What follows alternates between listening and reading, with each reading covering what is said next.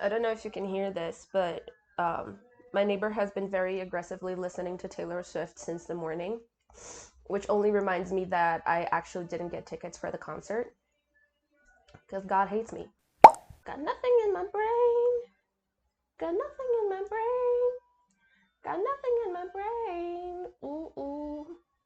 I've been watching a lot of TikToks again. Hi, hello, how's it going? It's low. Do I look like death? I feel like it. Not only I am chest deep in the throes of autistic burnout, I am also very sick.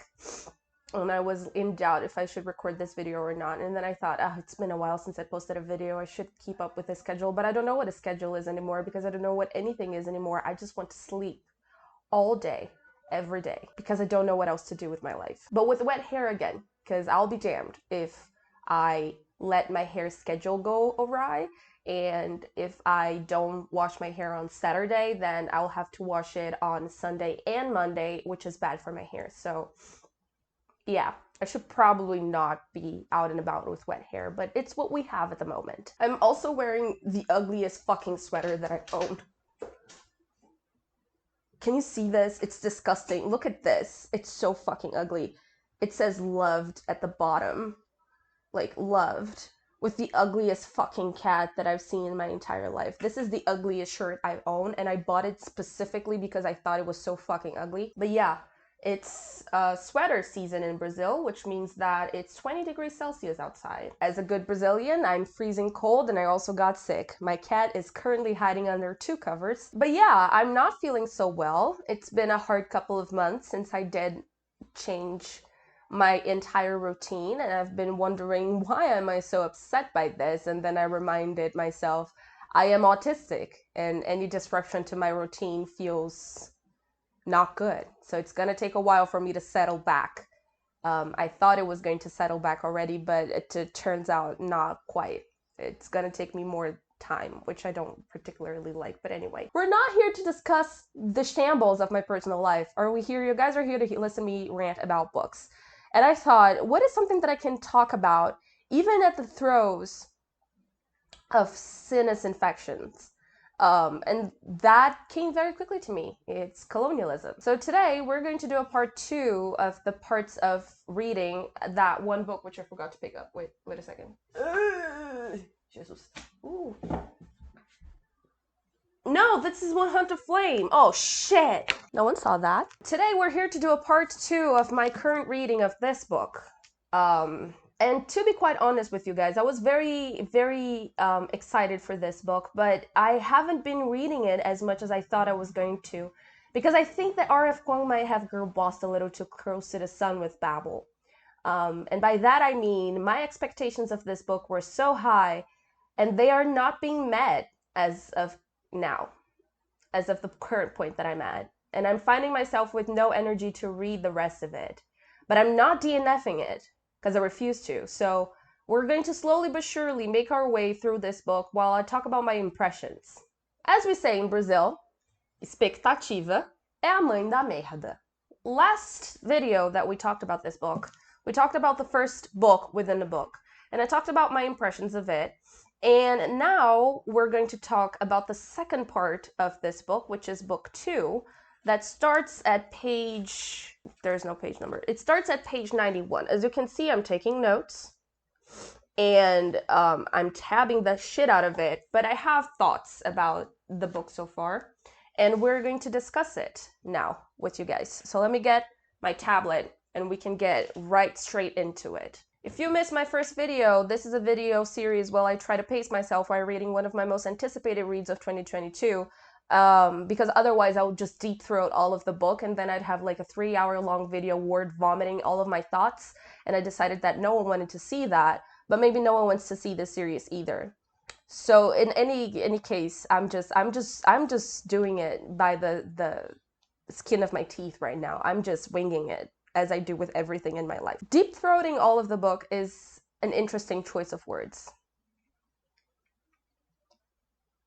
Anyway, so this is the second part of the series where we're reading book 2 and within the books, because if you see the tabs here, there are 5 books within a book. And so I'm reading book 2, and this is what are going to be my impressions of the book so far. Haven't read the rest of it yet, Don't know what's gonna happen. Please don't spoil me in the comments. I beg of you, I'm hanging on by this much. Today we're going to discuss a couple of main themes, such as a model minority, the idea of symbolic power and elitism, the coloniality of power, and how come that this book is not actually a decolonial book. I know. Anyway, we're at the point of the book, at the beginning of book 2, where the plot begins to thicken. Robin meets Griffin for real, and he starts getting involved with Hermes Society, or I don't know how to pronounce that in English.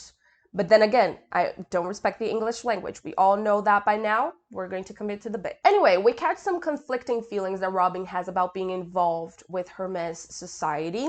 We're also being told, I'm going to put this book down. We're also being told about how the academic model that Robin is inserted in is actually very harmful and does suck all of the joy out of learning. He feels very isolated, and that sort of brings out cracks in his friend groups, and we're sort of being told how this friend group is basically shifting away from one another from the cracks that come from both academic pressure, but also from how different their backgrounds are. Pay attention on how I said we're being told, we're not being shown, which is a huge issue that I have with this book, but we're gonna get to it later. So let's start from the things that I highlighted in this book in order. Starting at page 11. Starting at page 100. Why indeed? Robin tried to sort through his confusion, to find a reason for prudence that did not simply boil down to fear. But that was precisely it. Fear of consequences, fear of breaking the gorgeous illusion of Oxford that he'd won admission to. And I feel like this is the part where we really start delving into the feelings of that Robin has. He doesn't know how to articulate this because it would be kind of anachronistic, but I feel like these are some of the issues and the feelings that I feel like belong to R.F. Kuang herself while she was studying, and she puts in this book, which is this feeling of this model minority myth that exists with Asian Americans specifically. R.F. Kuang is an American, and the idea of a model minority is one that really begins in the United States, but I would argue that can be seen in every place where East Asians mostly have a bigger presence. I come from Brazil, and Brazil is one of the countries with the largest Japanese immigration, and there is also this stereotype here of the East Asians being extremely smart and savvy and, you know, being the perfect minority, how they're all so wealthy and how they're so well off, and, you know, yada yada yada. There's also a very interesting idea here, which is not so far off reality, that the Japanese community in Brazil is very conservative and voted in very high numbers for Bolsonaro, which is an issue that we're going to have to address at another time. But the idea of a model minority, if you're not familiar with the term, can be understood as such. Despite the strenuous efforts to debunk the model minority myth, there is perhaps no idea that remains more dominant about Asian Americans than the conception that Asian Americans are a group that has managed to achieve economic, political, and cultural success in the face of adversity. Asian Americans, according to the myth, have transformed themselves from menaces into model citizens, from an industrial reserve army into entrepreneurs, from unassimilable aliens into decorated allies, from class subjects into right-bearing individuals, perhaps even undergoing an extreme makeover from a palm tree into an elm. It is an inspirational story, and that capacity to inspire is precisely the problem, as the putative success of Asian Americans is used to discipline other minority groups seeking social and economic justice through majoritarian means. This is from an author called Victor Bhaskara, and he also says the following. The notion of a model minority also places that minority into a developmental trajectory as its best fruition. Members of that minority are a testament to the success of the incorporative capacities of the United States, politically, economically, and culturally. The model minority has become integrated, modernized, and civilized. Beyond the satisfactions of the Horatio Alger narrative of ascendance into middle class, the power of the model minority myth lies in the ruminative and highly visible overcoming of the history of American racism, whether manifested in the slavery, territorial annexation, or wartime internment. Success in conventional terms is taken as a tacit form of forgiveness for the past. So the modern minority here is the wrong idea, is that all Asian Americans are richer, smarter, and that are able to pull themselves by their bootstraps and thus prevail in this new system, while simultaneously become civilized by adopting Western perceptions on life and ideas. This is bullshit for many reasons, but there are many parts where I feel like there is a critique from within the model minority myth, like as an Asian person, in her case, R.F. Kuang is an Asian American, but I feel like there is a lot of critique of the anxiety that this brings and the sort of pressure that this brings in order to perform well that I think is quite interesting the way that she does it. Like there are parts here where she says, and he wondered at the contradiction, that he despised them, that he knew they could be up to no good, and that he still wanted to be respected by them enough to be included in their ranks. It was a very strange mix of emotions. He hadn't the faintest idea of how to sort through them. And I feel like it's such an interesting critique from within, like how this is something that is very conflicting to the character, and I would imagine that it would be conflicting to her as well as a person, that there is this incredible pressure to be this person that performs so well and this person that overcomes all difficulties, when in fact to do that causes much more harm than, but addressing it will also cause harm. I thought it was an interesting critique, and I'm eager to see this theme sort of bleed through. I think that this would be more well explored in Yellowface, which I'm also planning on reading, but I think that this sort of comes up in very interesting moments in the narrative of Babel, and I thought that that was very interesting to see as well. At the end of the day, it's all a partial belonging, right? They all belong partially to this institution, and the book lays really heavily on the fact that this place will never fully accept them, and will never fully accept them because of who they are, no matter how hard they try to fit into it, and no matter the pressure that exists in order for them to fit in. So for the people who don't understand the intricacies of race, that might be something that is too on the nose and too out of the blue, and it doesn't happen like that, but it really does happen. It does happen, and we actually have words to explain it, which takes me to my second point, which is the idea of symbolic power. Now, this I thought was genius, and I was like, this is textbook Pierre Bourdieu symbolic power ideas, right? Because this is so perfect. It's so evident, and so it's perfection. Because there's this idea, and something that I studied a while back, and it's not necessarily something that I put on my research all of the time, but it's something that it stuck with me, which is the idea of symbolic power by author Pierre Bourdieu, as I said, Bourdieu. I also don't respect the French language at all. Fluency also entailed a whole host of social rules and unspoken conventions that Robin feared he might never fully grasp. None of them could quite understand the particular etiquette of calling cards, for instance, or how it was that one warmed itself into the socio-economic system of college in the first place, or how the many distinct but overlapping tiers of said ecosystem worked. They were always hearing rumors of wild parties, night at the pub spinning out of control, secret society meetings, and teas where so-and-so had been devastatingly rude to his tutor, and where so-and-so had insulted someone's sister, but they never witnessed those events in person. This is so good. This is so good, because this is textbook the idea of symbolic power. Symbolic power is this idea that was created by Bourdieu. And what he says is that there are forms of social and cultural domination that happen through everyday practices. So it's a way of saying and telling what is the place of that individual in a social hierarchy. When I was studying it, my professors were like, this is a knowledge that you have on wines, which wine pairs with what food, the different types of wine that existed, the different types of cutlery, how to eat at those cut with several different forks that are different for some reason. And when you are born in the upper classes, that is a knowledge that is instilled in you from a young age.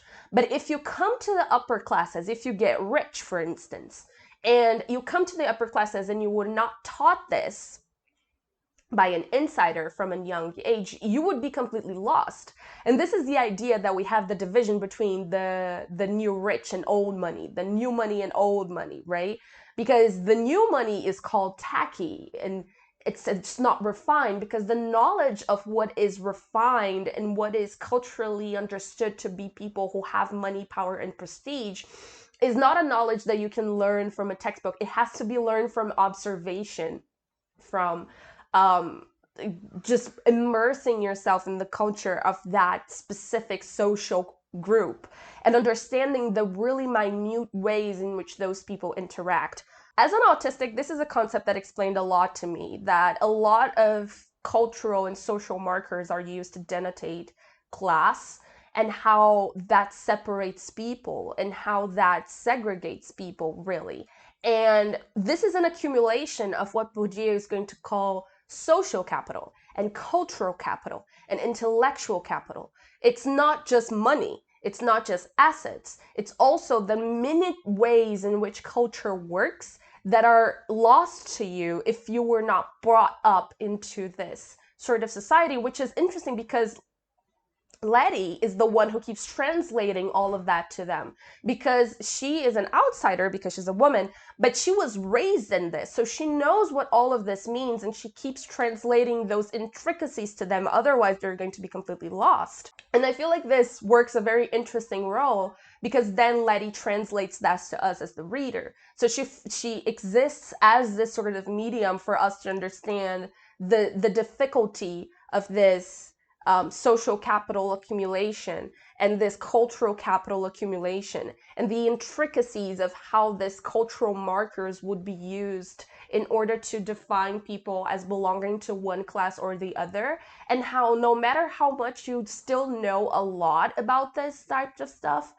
if you are an outsider for your race or other type of social marker that marks you as a marginalized person, then they will still know, because because you're not one with the group. This is what Bourdieu studies a lot in his life, and it's very interesting. Again, not something that I incorporate in my research a lot, but definitely something that I thought was very interesting to see portrayed in the book, because of course that in a university as prestigious as Oxford, there are going to be social markers between the people who are there in scholarships and the people who actually have money to be there. And the division is not just where they live and the money that they buy, is also in the smallest things. This reminds me a lot of The Secret History, which again, I'm slowly making my way through. But in Secret History, we see many instances of this symbolic power throughout, and we see the main character trying to emulate those that knowledge in many occasions in order to fit in with within that social group.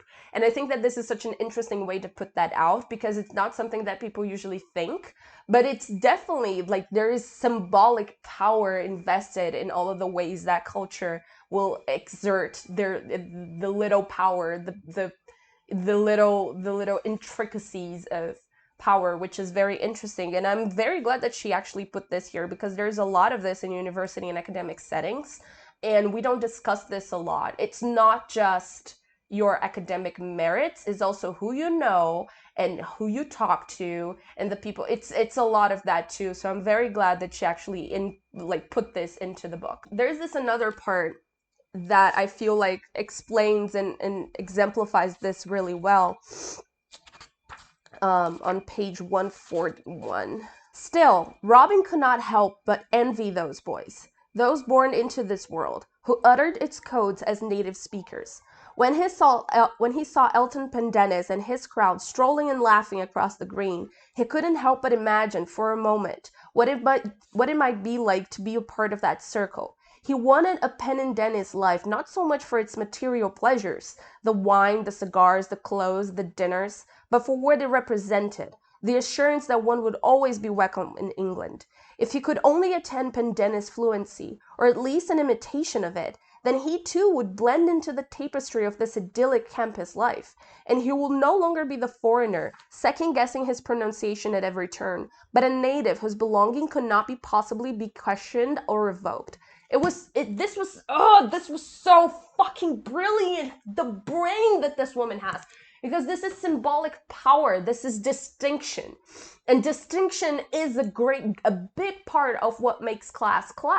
It's not just owning the means of production. It's just also the cultural and social markers that divide people and distinct people from the lower classes, the immigrants, the outsiders, the outcasts, into the people who actually have power. So this, I don't know if a lot of people actually got this and just like saw this for what a great moment it is, but it really marks that class is a more complicated idea than just owning the means of production. It's not much the material pleasures. It's exactly what it says. It's the idea of belonging, that nothing is going to knock you out of that. And it's just so fucking good. I have a friend who managed to integrate herself into old money circles, and it's just like so jarring to see how she changed, like, and how much effort it goes into making that integration feel effortless. Anyway, this was so interesting to me because working in law is very jarring to see this. And especially working in law in academia at the same time, it's very interesting to see how this minute shifts, those details are so important in order to make you be or not be someone who makes it into this world. Like, I don't forget where in certain circles, in certain spaces, you forget to change your knife and fork from hand, and that's considered good etiquette. And I never did that.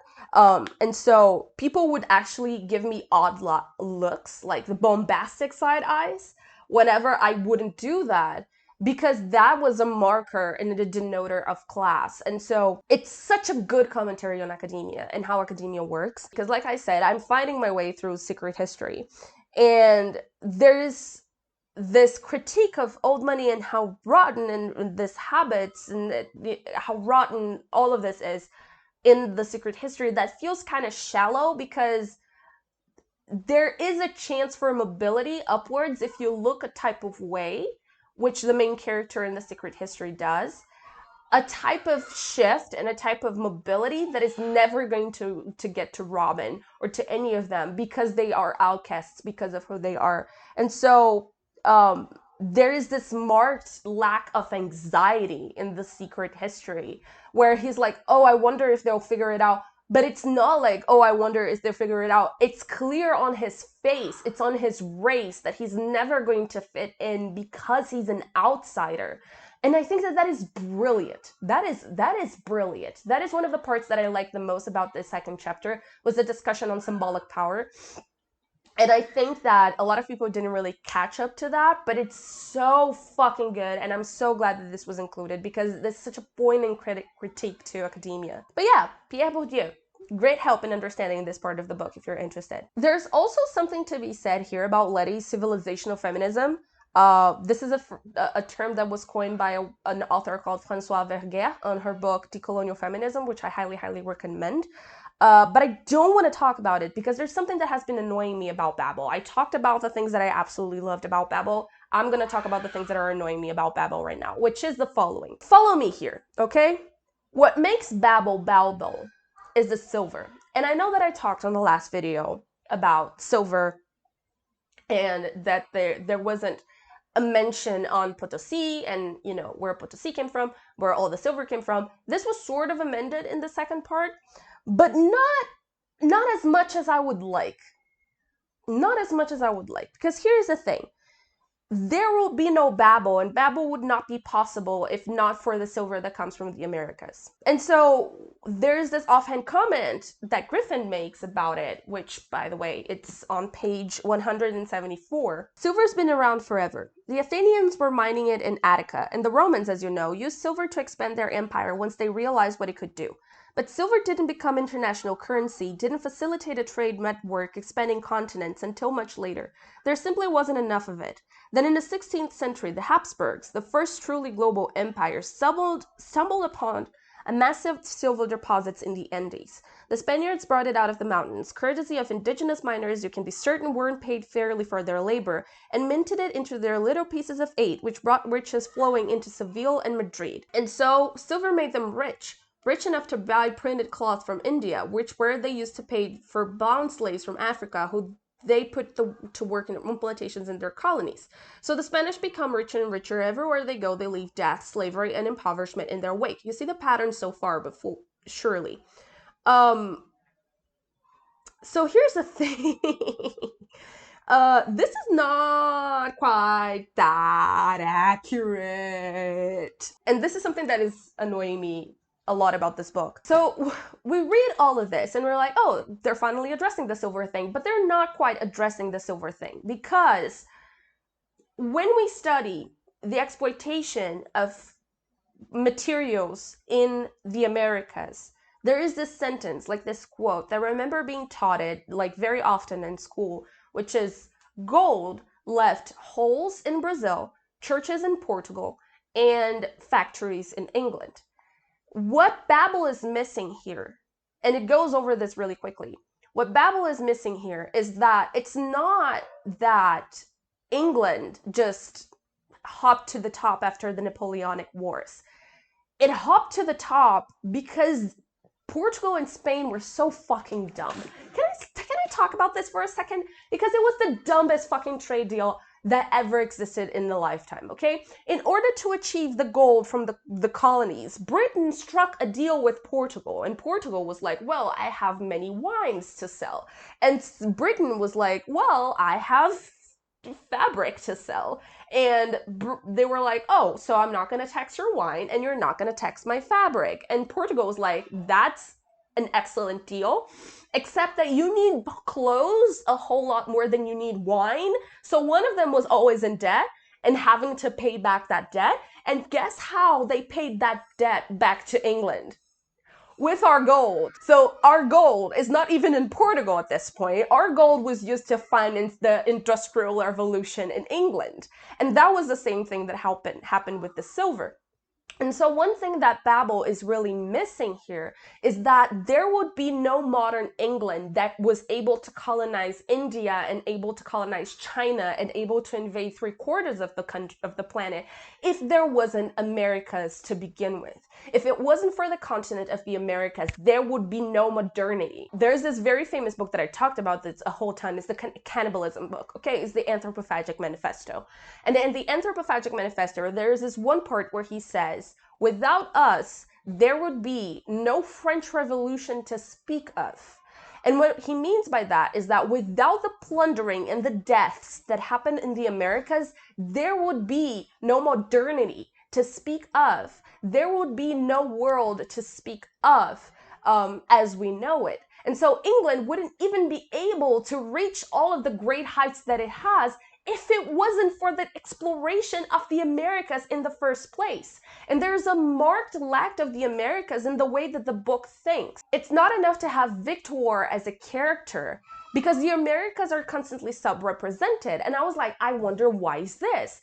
And then it fucking clicked me, because this book is not a decolonial book. Babel is a post-colonial book, and there's a huge difference between the two. When you take the list of references that R.F. Kuang has used, and she posted that on Twitter, the list of references that she used in order to write Babel, you can see this very clearly. She has Edward Said on there and many other books that talk about post-colonialism, but not decolonialism.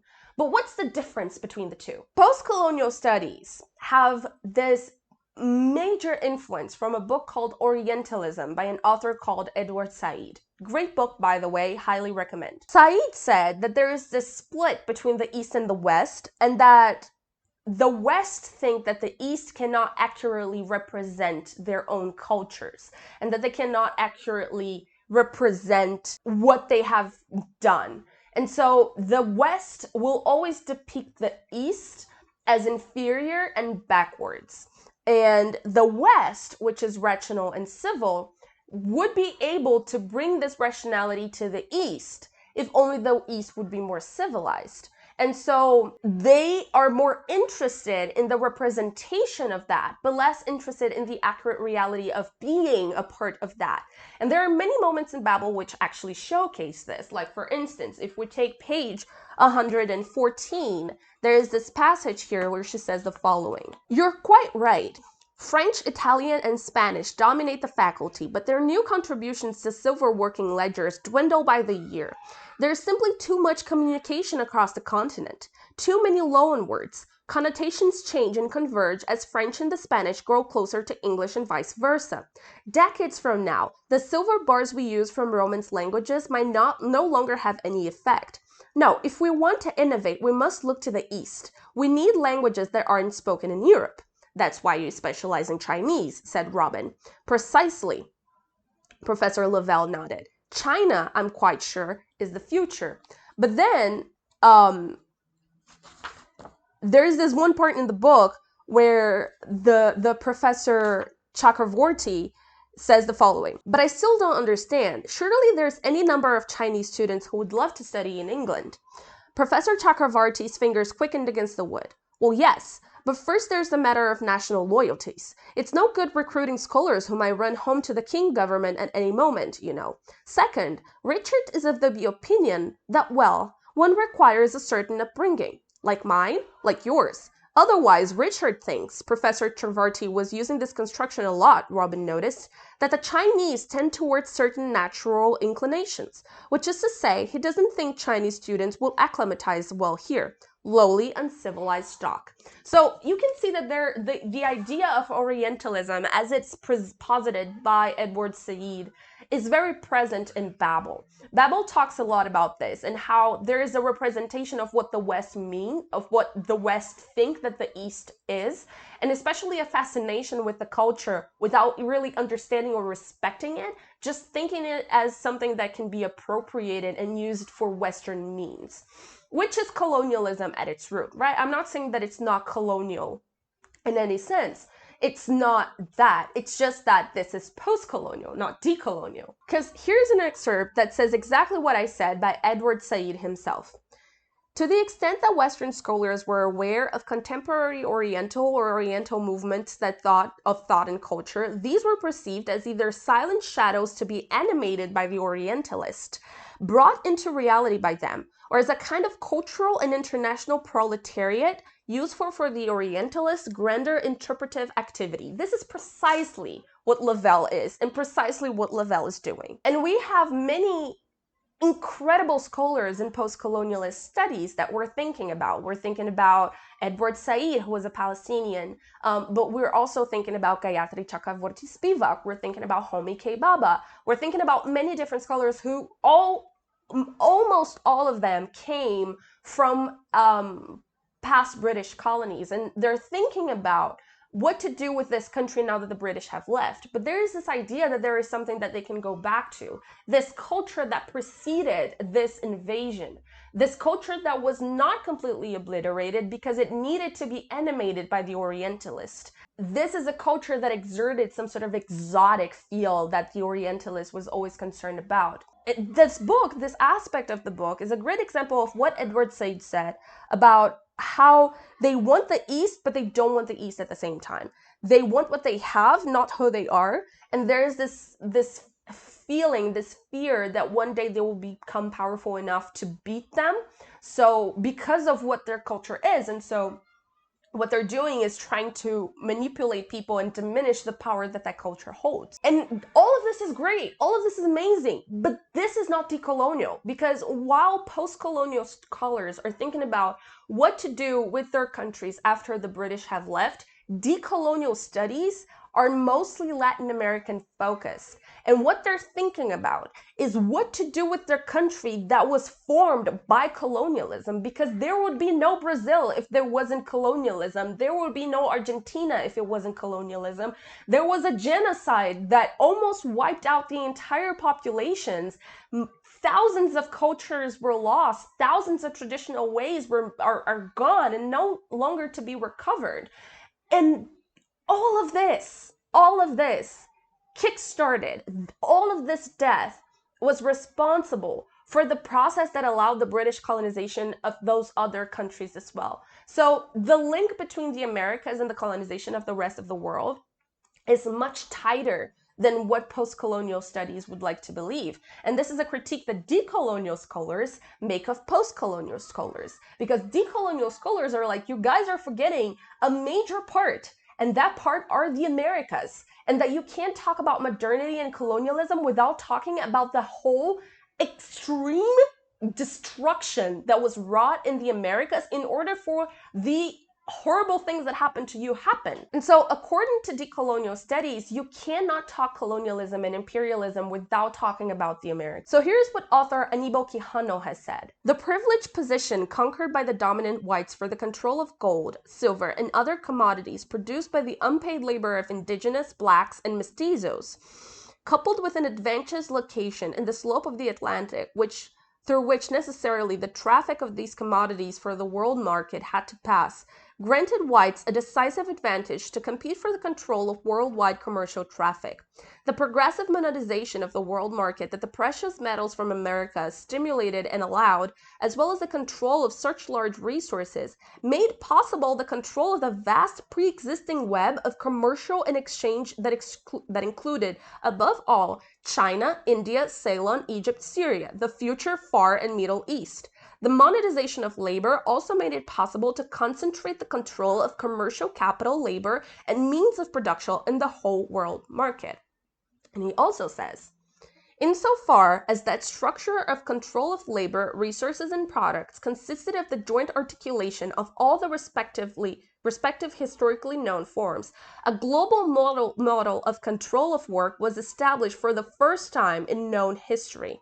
And while it was constituted around and in the service of capital, its configuration as a whole was established with a capitalist character as well.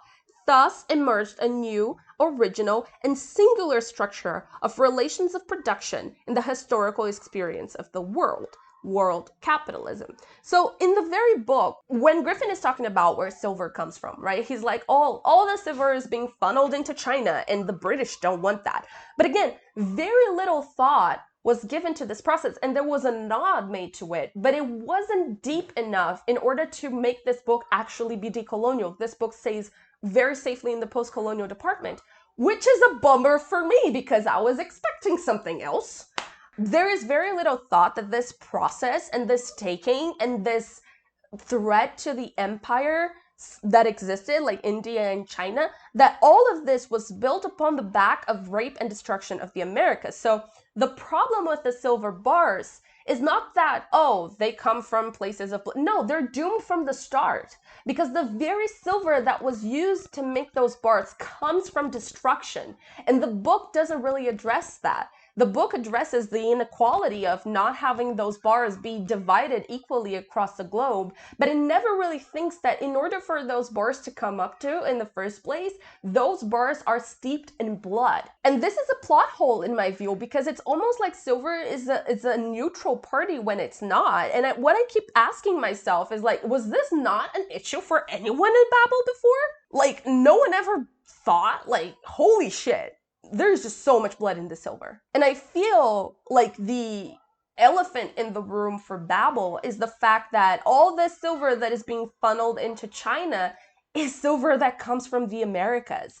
And it's silver that it comes tainted for blood. So in a way, China is also benefiting from the complete destruction of the Americas. And so the critique becomes shallow. There is this heart of contradiction at Babel, which R.F. Kuang doesn't explore so far, which is that if everyone wants silver, China included, then the Americas will suffer tenfold. So it lacks the exploration on solidarity on that front, solidarity with the Americas. And I keep thinking, like, we're being fucked over here. Again, there's this very clear or marked division. When we're talking post-colonial studies, we're talking former British colonies, but the British, through many trade deals and machinations and etc., also managed to put their fingers in every pie. And so it's almost like they made Portugal and Spain make the dirty work for them. And when it was not profitable enough, they certainly decided that they didn't want slave trade anymore. And now no one can trade slaves. Such good guys who came to their senses. No, it just wasn't profitable anymore. And so what I think about this is, as you can see, this topic is extremely complex. We're talking post-colonial studies, and we're talking about former British colonies, and we're talking decolonial studies, which came mostly from Latin American. And so this is the difference that I feel like it's very marked, and a lot of people are not aware, because post-colonial studies are concerned, again, with what happens to those countries that already existed before the British came in, and what happens to them now that the British have left. But decolonial studies, and we're talking about authors like Eduardo Galeano, Walter Mignolo, Aníbal Quijano, Maria Lugones. We're talking about Latin American authors mostly, but we're also talking about USian authors, because those countries in the continent of the Americas were built off of genocide. And this is a very difficult legacy to take. But this legacy of genocide was the one that modernity, as we know it, was founded upon. And so this is the critique that decolonial studies make of post-colonial studies, because you cannot criticize the colonialism that has happened in countries that already existed, like China and India were already doing its thing for thousands of years before the British even became to be something. But the domination of this country could only come because the Americas were being built off of genocide of its indigenous people and enslaved Africans. And so every time that you try to make an analysis of coloniality that doesn't take into consideration the Americas, your analysis is shallow. And I feel like this leads me to my point with the book in Babel, because this topic is extremely, extremely complex. And I don't think that is a topic that could have been tackled in a single book. So what happens? The book is rushed. And the book is very, very, very rushed. Not only for how it skims over the decolonial versus post-colonial debate, which I think it's important if you're trying to make a critique on colonialism, but because all of the time she's so concerned about telling us all of this information that instead of showing us, she's telling us. And this is so annoying, because I wanted to see the relationship between the characters bloom and then fail. I wanted to see that happen, but I'm consistently being told, it's almost like a university report, that someone is coming to me and being like, well, and then they did this, and they did that, and then they did that. And that is very annoying. And like, I don't say this about many books, but Babel would have benefited from being a trilogy, at the very least. This book needed 2 more books in order to be done properly. As it stands, I feel like this is a first draft. Like, a very good first draft. Don't get me wrong. Like, very good first draft. But a first draft nonetheless. And I feel like if this book had been divided into more parts, we could have gotten the care and the exposition quality that we've gotten into the Poppy War, which is so good and so well thought and so well researched, but the exposition is done in a way that feels so natural. We see the linear progression of the relationships between characters, and so when they inevitably fall apart, we're all just shocked because of what happened. And so I feel like I'm angrier, because I know that R.F. Kuang is able to do it. I know that she has the ability to do it, but she simply did not. And I'm wondering, why did she rush with this book so much? This book could have been cooking for 5 years, and she could have made each individual book in Babel a separate book, and I would have eaten that shit up. And I don't understand why she didn't do that. Because the topics that she wants to tackle are so complicated and so complex, and it's so difficult to put all of that into page and still weave a good story.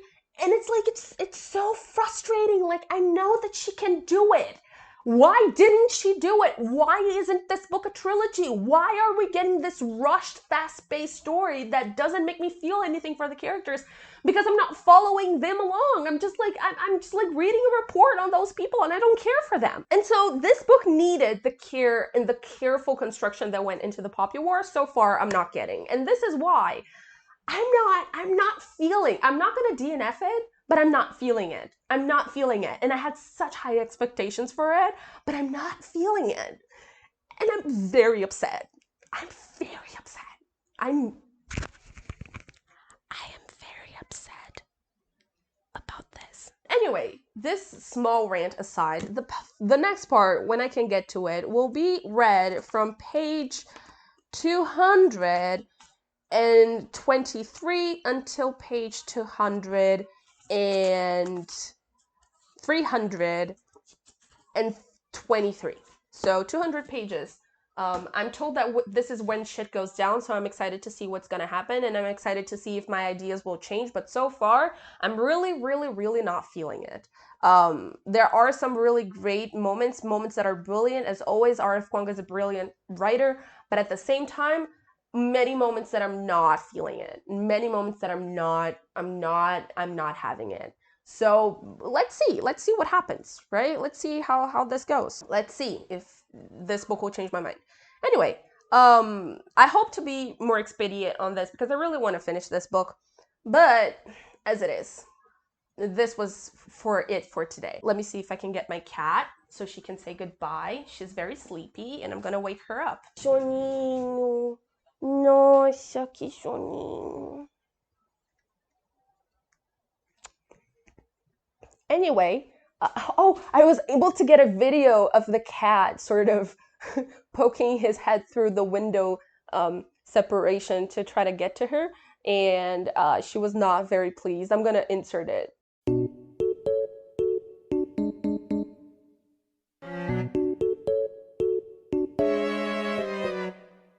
She's not pleased with me, but it's okay because she's so cute.